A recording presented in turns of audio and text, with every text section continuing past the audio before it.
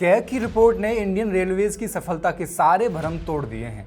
कई railway station पर पीने के पानी के सैंपल्स में ई कोली जैसा बैक्टीरिया पाया गया है। कैग ने 2019-20 से 23-24 के बीच रेलवे स्टेशन पर पैसेंजर एमिनिटीज का ऑडिट किया और पाया कि 89% से ज्यादा रेलवे स्टेशन पर बेसिक फैसिलिटीज भी मौजूद नहीं थी। बैठने की जगह, टॉयलेट्स और पंखे वगैरह वगैरह कुछ नहीं मिला।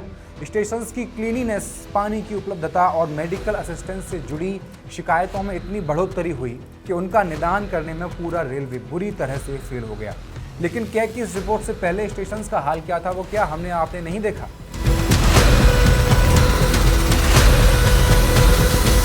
देखा है और मन ही मन सरकार को दुत्कारा भी है। तो क्या इन कमियों की वजह पैसे की कमी है? रिपोर्ट कहती है कि इन सुविधाओं के लिए जो पैसा अलोकेटेड था उसका पूरा इस्तेमाल नहीं किया गया। तो क्या क्या है कैग की इस रिपोर्ट में जो पार्लियामेंट में 12 अगस्त को पेश की गई थी? आज हम उसी पे बात करेंगे। नमस्कार, मैं हेमंत और आप पॉलिटिक्स देख रहे हैं। भारत की पहली ट्रेन 16 अप्रैल 1853 को बॉम्बे से ठाणे के बीच चली थी, करीब 34 किलोमीटर के फासले पर। और उस वक्त ये पूरा नेटवर्क अंग्रेजों ने इसलिए बनाया था ताकि कच्चा माल बंदरगाहों तक पहुंचाया जा सके और फौज तेजी से एक जगह से दूसरी जगह पहुंच सके, न कि इसलिए कि आम भारतीय यात्रियों को सहूलियत मिले। आज़ादी के वक्त तक देश में करीब 42 अलग अलग रेलवे कंपनीज चल रही थीं, जिनकी अपनी अपनी पटरी की चौड़ाई और अपने अपने अलग अलग नियम थे। कोई एक जैसा सिस्टम नहीं था। और इसी उलझन को सुलझाने के लिए 1951 में जब आज़ादी हमको मिल गई, उसके 4 साल बाद इन सारी कंपनियों को मिला करके एक इंडियन रेलवे बना दिया गया और उसे अलग अलग जोन्स में बांट दिया गया। मकसद तो अच्छा था, मगर अगले कई दशकों तक जितना भी पैसा आया वो ज़्यादातर नई पटरियां बिछाने और मालगाड़ी की क्षमता बढ़ाने में ही खर्च होता रहा, क्योंकि उसी से आर्थिक फायदा नजर भी आ रहा था। जबकि पैसेंजर सुविधाएं हमेशा प्राथमिकता की सूची में सबसे नीचे रहीं और यहीं से वो जड़ शुरू होती है जो आज तक चली आ रही है, बुनियादी सुविधाओं की कमी। ये वाली कहानी की बुनियाद बनती यहीं से है। 1986 में पहली बार कंप्यूटराइज्ड रिजर्वेशन सिस्टम शुरू किया गया था नई दिल्ली से, क्योंकि उससे पहले टिकट बुक कराना भी खुद एक अलग तरीके का इम्तिहान हुआ करता था। घंटों लाइनों में खड़े रहना पड़ता था और वेटिंग लिस्ट का कोई भरोसा भी नहीं होता था। वेटिंग लिस्ट का भरोसा न होना और लाइनों में खड़ा होना आज भी जारी है। 1999 में IRCTC बनाई गई ताकि कैटरिंग, टूरिज्म और टिकटिंग को एक जगह लाया जा सके। और 2002 में ऑनलाइन टिकट बुकिंग शुरू हुई, जो एक बड़ा सुधार था। मगर इसी दौर में रेलवे का ध्यान डिजिटल सुविधा पर जितना बढ़ा, स्टेशंस पर मौजूद फिजिकल सुविधाओं पर उतना ही कम होता गया। यहीं से कैटरिंग के प्राइवेटाइजेशन की कहानी भी शुरू हो गई, जहां स्टेशंस और ट्रेनों में खाने पीने की चीजें बेचने के स्टॉल्स धीरे धीरे प्राइवेट वेंडर्स को लाइसेंस पर दिए जाने लगे। तो 15 रुपए की पानी की बोतल भी आपको 20 में मिलने लगी। चाय पानी की तरह पतली मिलने लगी। और इतने बड़े बड़े नेटवर्क में लाखों वेंडर्स पर लगातार निगरानी रखना रेलवे के लिए व्यवहारिक तौर पर लगभग नामुमकिन हो चुका था। इसकी वजह से रेल मदद जैसा शिकायत सिस्टम मौजूद होने के बावजूद भी शिकायतों के समाधान से असंतुष्टि लगातार बढ़ती रही। वंदे भारत ट्रेनें हो, Mumbai Ahmedabad bullet train project हो और नई दिल्ली अहमदाबाद जैसे स्टेशंस का एयरपोर्ट जैसा रीडेवलपमेंट लगातार बड़ी चमचमाती तस्वीरों में प्रमोट किया जाता रहा। जबकि जिस मिनिमम एसेंशियल एमिनिटीज का वादा 2003 में किया गया था, वो 23 साल बाद भी देश के 90% स्टेशंस पर अधूरा पड़ा हुआ है। यानी एक तरफ बुलेट ट्रेन का सपना दिखाया जाता है, दूसरी तरफ वही पुराना जनरल कोच होता है, वही गंदे टॉयलेट्स और वही महंगी लेकिन पतली चाय आज भी पैसेंजर के हिस्से में आती है। अब जो ऑडिट कैग ने पेश किया है, इससे पहले 2016 में आखिरी ऑडिट पेश किया जा चुका था। 10 साल बीत गए। 2026 में आई रिपोर्ट्स बताती हैं कि मंत्रालय के एश्योरेंसेस के बावजूद 10 साल में वो सुधार नहीं हो सके। यानी सवाल सिर्फ आज की बद इंतजामी का नहीं है, यह भी है कि 10 साल पहले जो कमियां बताई गई थीं, उन्हें दूर करने के दावे कितने जमीन पर उतर पाए हैं। 2022-23 में ओवरऑल 69,196 कंप्लेंट्स दर्ज की गई। 2023-24 में बढ़कर हो गई 74,967। अब इन शिकायतों की कैटेगरीज बना दी जाएं तो सबसे ज्यादा शिकायतें पैसेंजर एमिनिटीज को लेकर थीं। 2022-23 में 28,506, जो 2023-24 में 27,754 थी। मामूली गिरावट देखने को मिली।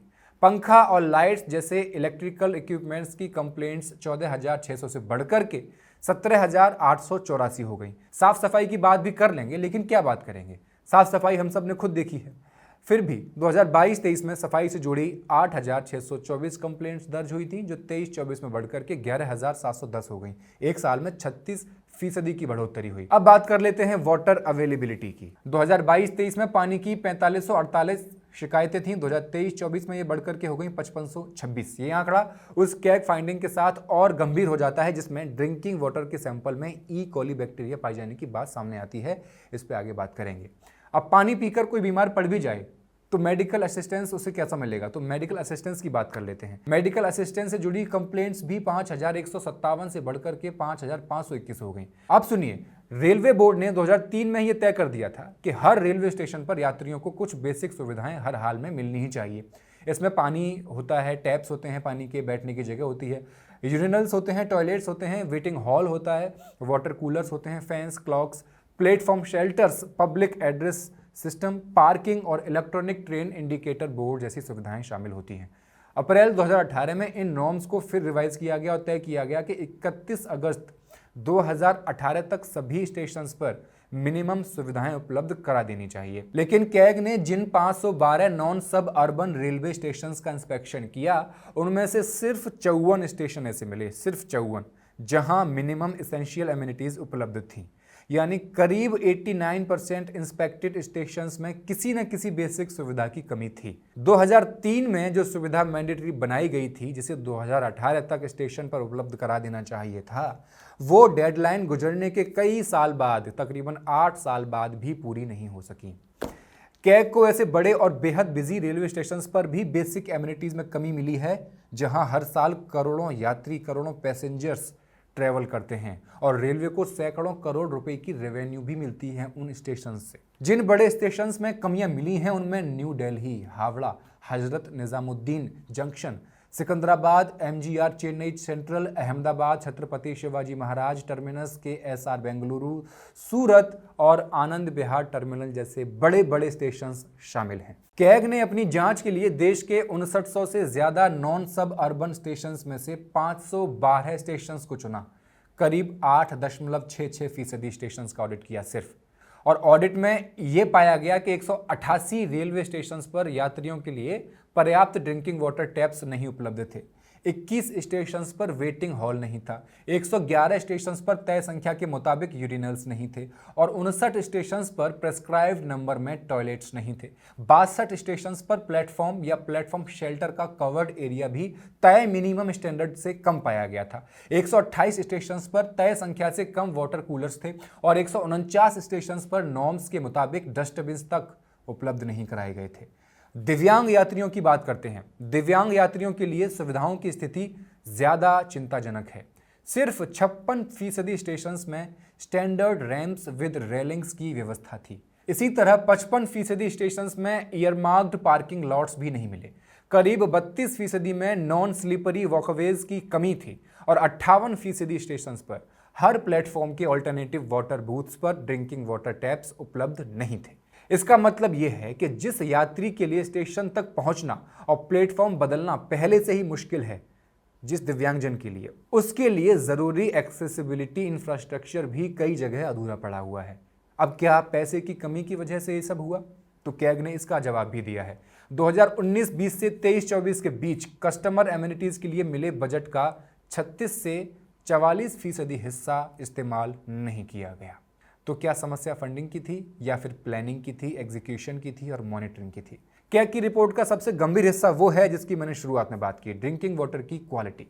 जांच में वाटर कूलर्स की मेंटेनेंस, कूड़ा उठाने और रैग पिकिंग की व्यवस्था, कीड़े मकोड़ों और रोडेंट्स यानी कि चूहों से बचाव, ड्रेन्स और टॉयलेट से निकलने वाले सीवेज की निकासी और यूरिनल्स तथा बाथरूम्स की सफाई जैसी कई व्यवस्थाओं में जो कमियां मिली हैं वो आपको सोचने पर मजबूर कर देंगे कि दोबारा जाएं कि नहीं जाएं रेलवे स्टेशन पर।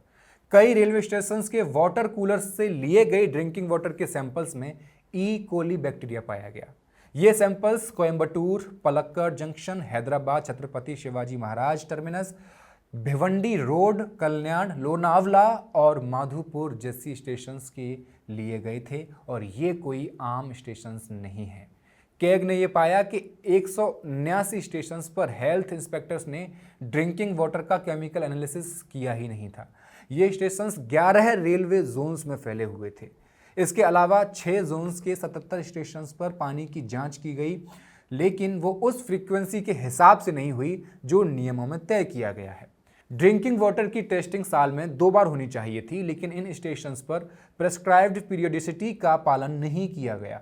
सोचिए, अगर जांच ठीक से हो जाती तो कितने फीसदी स्टेशंस आरोपों से बच पाते और कितने स्टेशंस का खुलासा हो जाता। कैग ने जिन 512 रेलवे स्टेशंस को ऑडिट के लिए चुना था, उनमें से किसी भी स्टेशन पर uniform drinking water quality protocol में बताए गए सभी पैरामीटर्स की पूरी जांच नहीं की गई। यानी 512 में से एक भी स्टेशन ऐसा नहीं मिला जहां ड्रिंकिंग वाटर को तय प्रोटोकॉल के हर पैरामीटर पर टेस्ट किया गया हो। रेलवे हर साल कहने को तो स्टेशंस की सैनिटेशन पर करीब 700 करोड़ रुपए खर्च करता है, हर साल 700 करोड़। रेलवे में यात्रियों की सुविधाओं पर नजर रखने के लिए zonal railway users consultative councils यानी कि ZRUCCS और divisional railway users consultative councils यानी कि DRUCCS बनाए गए हैं। कैग ने यह पाया कि इन काउंसिल्स की मीटिंग्स उस फ्रीक्वेंसी से मैच नहीं हुई जो नियमों में तय की गई थी। इन्हें साल में 3 बार मीटिंग करनी चाहिए थी, लेकिन कई जगह ऐसा नहीं हो सका। इसका असर पैसेंजर्स की कंप्लेंट्स में दिखाई दे जाता है। कंप्लेंट्स दर्ज होती रहीं, निदान नहीं किया जा सका क्योंकि मीटिंग्स ही नहीं हो रही थी। कैग ने यह भी देखा कि शिकायत करने वाले यात्रियों को उनकी कंप्लेंट्स के रेजोल्यूशन से कितना संतोष था और कितना नहीं था। इसमें भी रेलवे का रिकॉर्ड बहुत अच्छा नहीं रहा। 2022-23 में कंप्लेंट्स या सजेशंस देने वाले 37% पैसेंजर्स ने कहा वे रेजोल्यूशन से डिससेटिस्फाइड हैं। अब डिससेटिस्फैक्शन या असंतुष्टि का हाल ये है कि ये आंकड़ा 2023-24 में बढ़ करके 42% हो गया था। 42% लोग डिससेटिस्फाइड थे। रेलवे की हालत हो, स्कूलों की हालत हो या अस्पतालों की हालत हो, यहाँ विकास की रफ्तार मरी हुई ही है। किसी का ध्यान इस तरफ नहीं जाता होगा, जाएगा भी कैसे?